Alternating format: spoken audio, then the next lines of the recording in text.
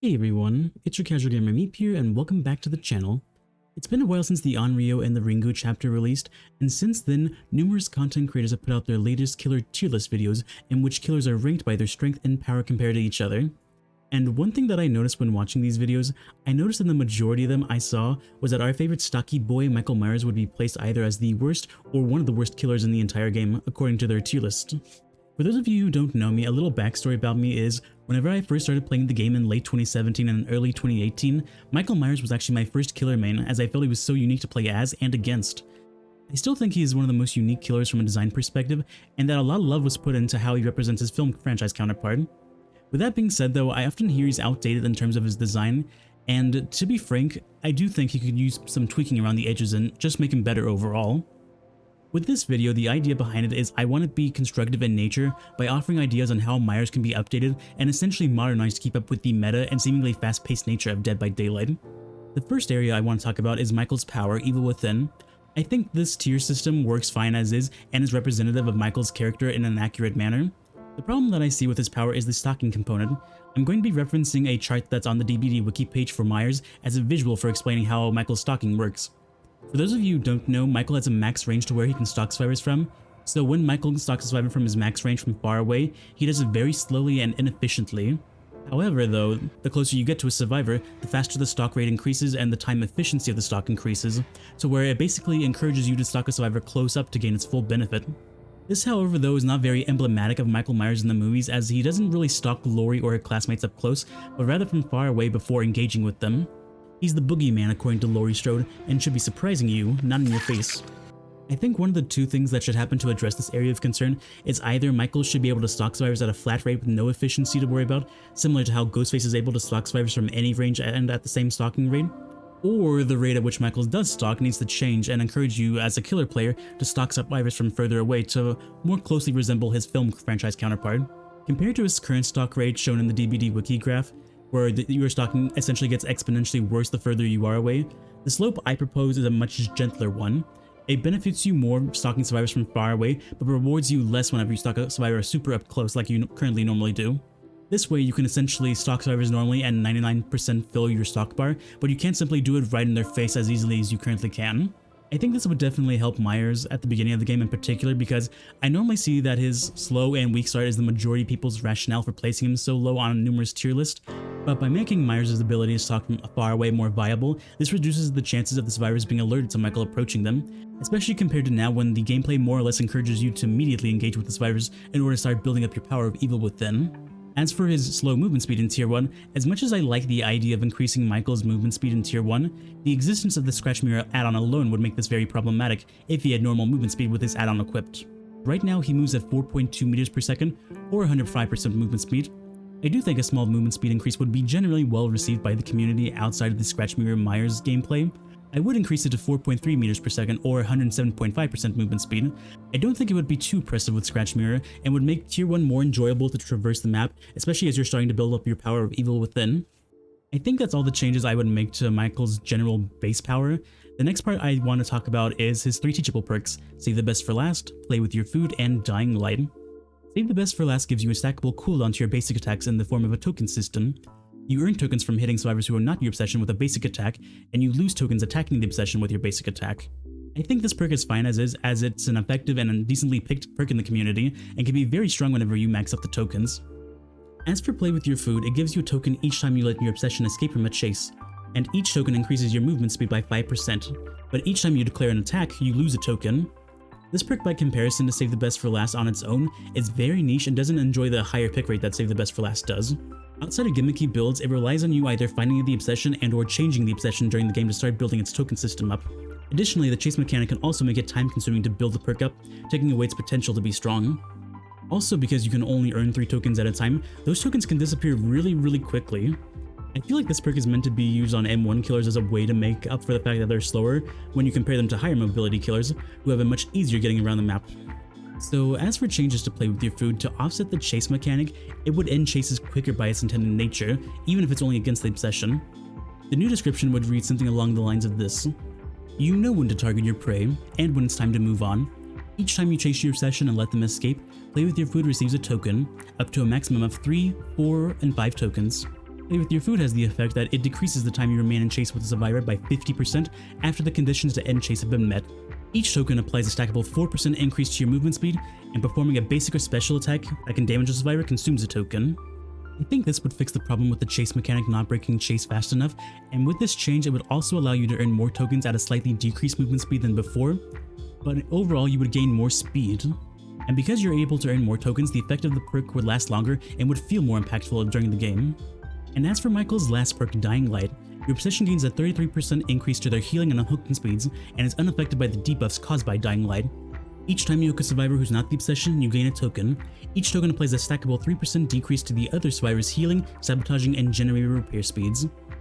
This perk is in a bit of a weird spot right now, as the debuff numbers are seemingly too low for the perk to stand out on its own, and it only gains value towards when you're already winning the game, in which case the perk doesn't really matter. Out of the slowdown, delay, and regression perks that are in the game, this is one that I see very little gameplay out of. Whenever I'm playing against someone who has Dying Light, it actually makes me very happy. I know one of the perks right off the bat, and it's weaker than a lot of other ones that they could choose to run instead. And I really like this perk whenever I'm the obsession, because the increased healing and hooking speeds just feel really nice overall. This perk is very much like the Natophobia, which has the effect that it decreases survivors' actions towards cleansing, sabotaging, and generator repair speeds for each injured, hooked, or dying state survivor. And not too long ago, the Natophobia got its numbers buffed towards its current action debuffs, but it lost the ability to affect healing speeds, and that's where I think Dying Light should focus more on. What I think should happen, comparing the two perks, is Dying Light should change to focus more on decreasing healing speeds and lose its generated speed debuff, and take the place that the Natophobia once held long ago.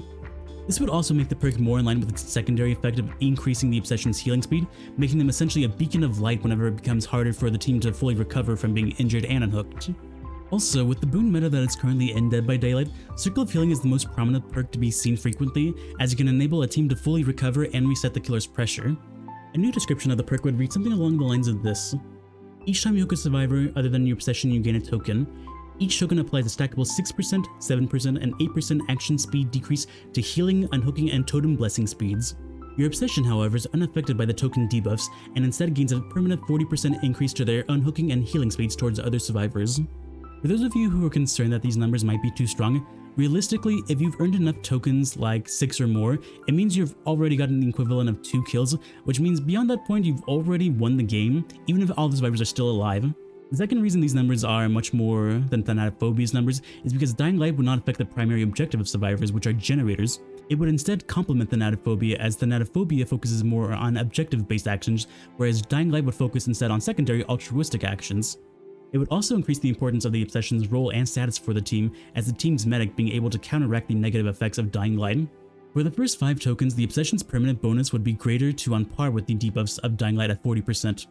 Starting at the 6th token, however, the equivalent of 6 hooks or 2 dead survivors, this perk would essentially exceed the obsession's increased action speeds, and as such, the obsession and team's light would die, indicating that you've already won the game. I think with these changes, except to save the best for last, all 3 of Michael's perks would be viable on their own and make for better gameplay. Let me know what you think about these changes in the comment section down below and your thoughts on them. Moving on now, the last part about Myers I want to talk about is his add-ons. Like every killer, Michael has 20 unique ones, and like every killer, not all of them are really that good. I will say though, Myers is probably better off than most killers because at least half of his add-ons are either good or completely change how you play them altogether, which makes for more interesting gameplay. There's the add-ons that increase the rate at which you stalk survivors, the Memorial Flower, the J. Myers Memorial, and Judith's Journal add-ons. These add-ons are universally useful and are fine as is, honestly. Then there's the Tombstone add-ons, the Tombstone Piece, and Judith's Tombstone. These add-ons grant you the ability to kill a survivor once you reach tier 3, and this might be a controversial opinion, but I honestly wouldn't change these add-ons. I think the rarity and their thematic elements of Myers' character, and the drawback of having to stalk so much, kind of gives them a free pass on their powerful effect, at least to me. Plus, this alternative way of killing survivors is add-on dependent and not a base kit function of Michael's power like other killers who are able to do so, like the Pig, Pyramid Head, and the Onryo, who do have one in their base power. From a survivor's perspective, the Tombstone category add-ons are unpredictable and it more or less immerses you into the experience with both shock, disbelief, and excitement when Michael triggers the interaction.